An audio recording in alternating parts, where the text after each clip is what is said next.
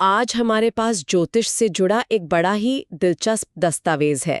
इसका नाम है celestial alignment 2026 February planetary forecast and rituals. जी।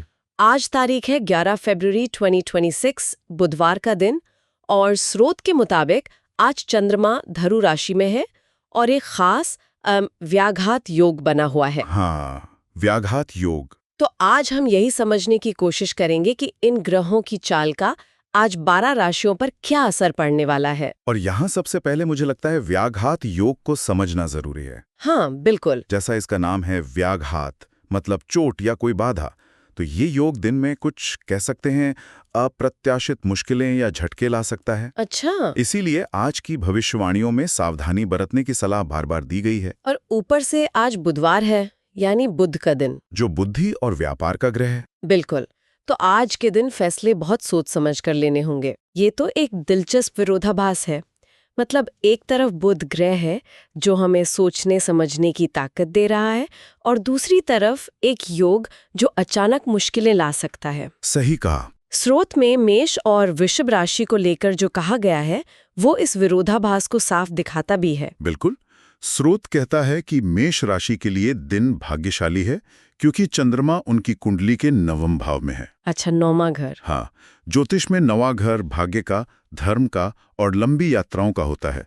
इसलिए उनके लिए नए अवसर और यात्रा के योग बन रहे हैं। और वृषभ? लेकिन वृषभ राशि के लिए यही चंद्रमा 8वें घर में है, जो ज्योतिष में अचानक आने वाली मुश्किलों, रहस्यों और सेहत से जुड़ी परेशानियों का घर माना जाता है। ओहो, तो इसीलिए उन्हें सावधान रहने को कहा गया है। जी, इसीलिए। तो इसका मतलब ये हुआ कि एक ही ग्रह का असर इस बात पर निर्भर करता है कि वो आपकी राशि से किस घर में बैठा है। बिल्कुल सही। मुझे स्रोत में मिथुन राशि के बारे में पढ़कर भी काफी उत्सुकता हुई। कहा गया है कि उनके लिए दिन बहुत प्रभावशाली रहेगा क्योंकि उनके राशि स्वामी बुध है। लेकिन क्या इसका मतलब ये है कि हर बुधवार मिथुन राशि वालों के लिए अच्छा होता है? आज ऐसा क्या खास है? ये बहुत अच्छा सवाल है। हर बुधवार उनके लिए अच्छा हो ये जरूरी नहीं, लेकिन आज खास इसलिए है क्योंकि आज का दिन यानी बुधवार उनके राशि स्वामी बुध का ही दिन है। अच्छा, तो ये एक तरह का दोहरा प्रभाव हो गया। हाँ, बिल्कुल। जब दिन का स्वामी और राशि का स्वामी एक ही हो तो उस ग्रह की ऊर्जा कई गुना बढ़ जाती है। इसीलिए स्रोत में मिथुन राशि वालों के लिए साझेदारी, व्यापार और संवाद से जुड़े मामलों में बड़ी सफलता की उम्मीद जताई गई है। ये तो हुई भाग्य और चुनौतियों की बात।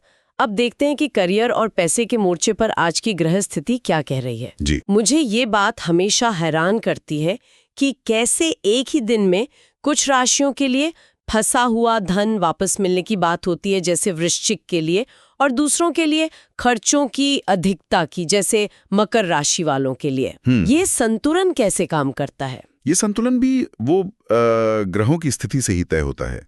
स्रोत के अनुसार वृश्चिक राशि के लिए चंद्रमा धन के भाव में है। अच्छा, धन के भाव में है। जी, जिससे उन्हें रुका हुआ पैसा वापस मिलने या व्यापार में अचानक मुनाफा होने के संकेत हैं। वहीं कुंभ राशि वालों के लिए यह आय के नए रास्ते खोल रहा है। और मकर? लेकिन मकर राशि के लिए ग्रह कुछ ऐसी जगह पर हैं जहां खर्चे बढ़ सकते हैं। इसीलिए उन्हें सोच समझकर निवेश करने की सलाह दी गई है।